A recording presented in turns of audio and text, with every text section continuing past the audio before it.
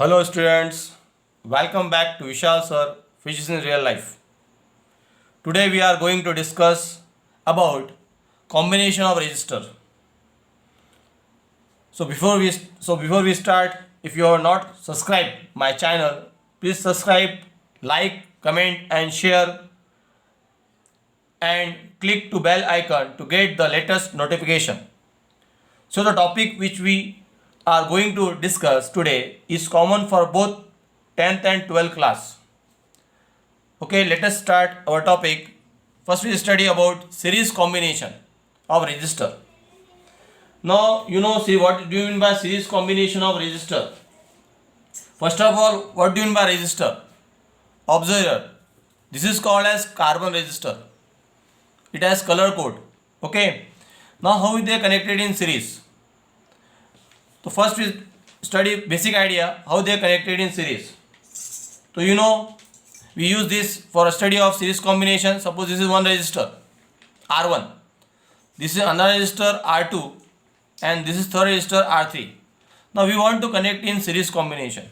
How we connect in series combination? Suppose this is R1, we connect the end point to this part, again then these three resistors are said to be in series combination.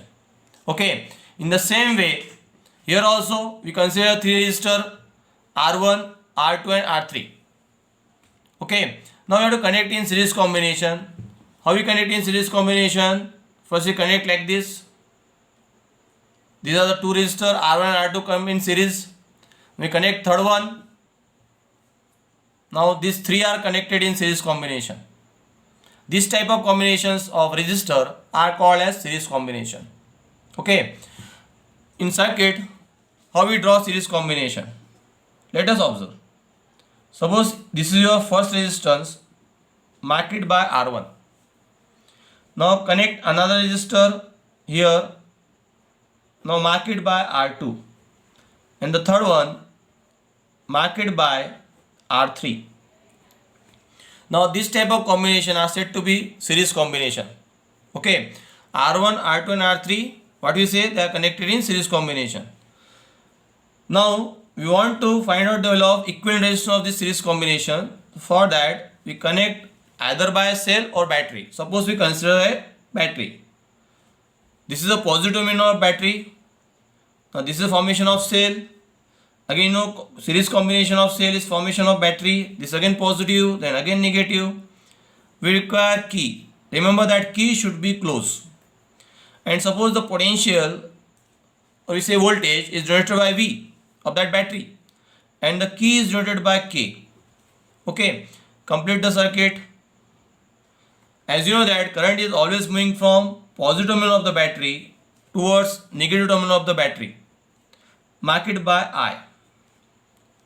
Okay, practically if you observe, this current should be measured in mA, milliampere. Practically if you observe, measure in milliampere. Okay. Now before we start series combination, the basic idea is that, remember this point, this is most important point about current and voltage.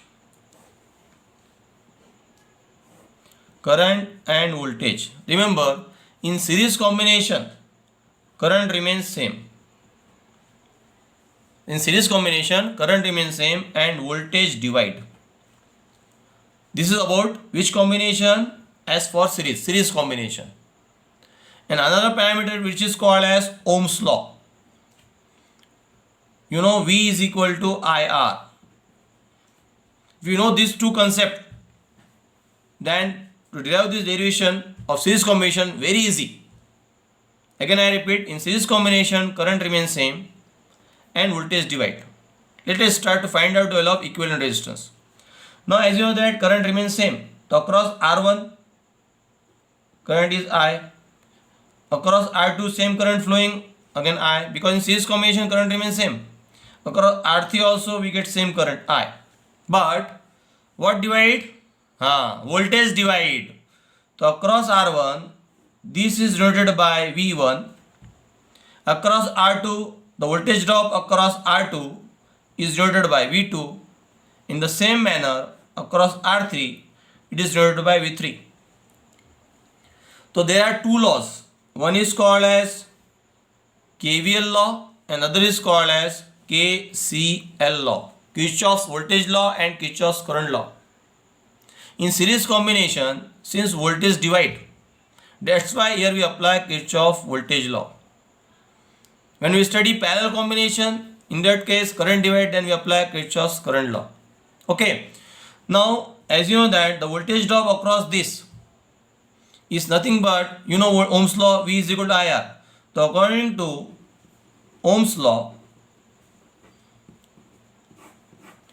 what is formula of Ohm's law? V is equal to IR. Okay. Now apply for R1, R2 and R3. Okay. As you know that V is equal to IR.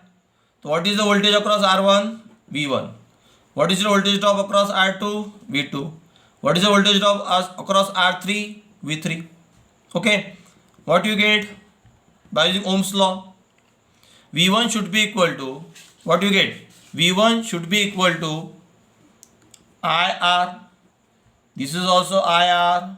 This is also IR. Since current remains same, therefore here also I, here also I, here also I, but resistance vary. That's why here we get R1, here we get R2, here we get R3. Now mark it by equation 1. Okay. Hope so you understood up to Ohm's law. No problem, Ohm's law. Okay. Now we apply Kirchhoff's voltage law. So according to Kirchhoff's voltage law, the total supply voltage, suppose this battery is of 12 volt. We take it in one example. Suppose this battery is of 12 volt. Suppose the drop across R1 resistance is 6 volt. So out of 12, 6 will drop. Now what will be remaining? Remaining is 6. Suppose across this drop is 4 volt. 6 plus 4, you get 10. What will be remaining? 2. So according to KVL law, that 12 volt supply should be balanced by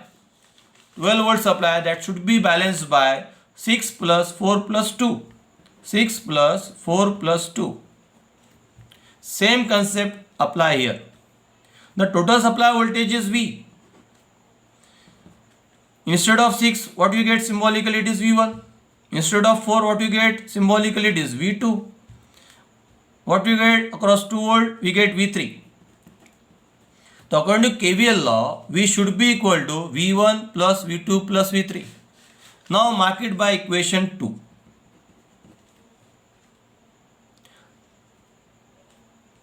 It is very simple now. You know the value of V. You know the value of V1. You know the value of V2. And you know the value of V3 from equation 1. And what we write? By using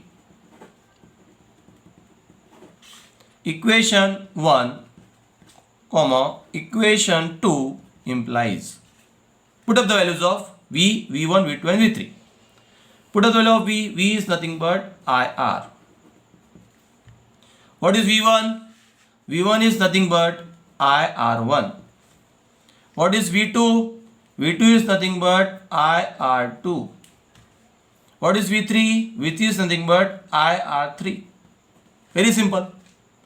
Now already we mentioned in series combination current remains same. And according to mathematics also, this I should be common. So IR should be equal to, that I should be common. What you get? R1 plus R2 plus R3. Okay. Now as you know that this IR get cancelled out. What will be remaining? R should be equal to R1 plus R2 plus R3. This gives the final expression for equivalent resistance when 3 resistances are connected in series. In the same way, if n number of resistances are connected in the series, the general formula is that Rn should be equal to, or we can say R effective. It is also called as R effective. It is also called as R equivalent.